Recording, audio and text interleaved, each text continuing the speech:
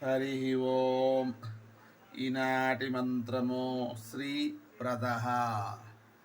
శ్రీ సిరుల తల్లి, ఆ సిరుల తల్లి ఆయన దగ్గరే ఉంటుంది.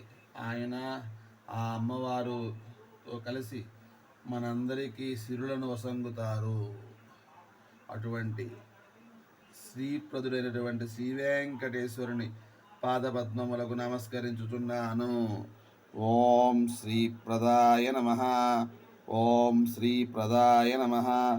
ఓం శ్రీ ప్రదాయ నమ. ఇక్కడ మరొక విషయం, సిరులు అంటే ధనధాన్యాలు, బంగారాలు, ఆభరణాలు ఇవి ఒకటేనే కాదు, అవి కూడా ఉంటాయి. ఏదైతే మనం ఈరోజు చేస్తున్నామో భక్తితోటి, ఈ భక్తి అనే సిరి కూడా ఆ శ్రీమన్నారాయణుడే ఇస్తాడు.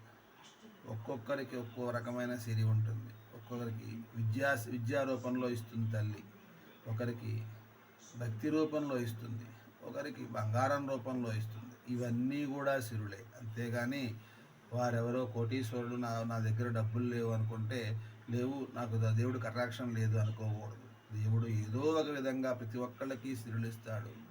ఆ సిరి ఏమిటి అనేది గ్రహించడమే నీ జన్మ యొక్క అర్థం. దాన్ని మనం గ్రహించుకోవాలి. ఓం నమో వెంకటేశాయ.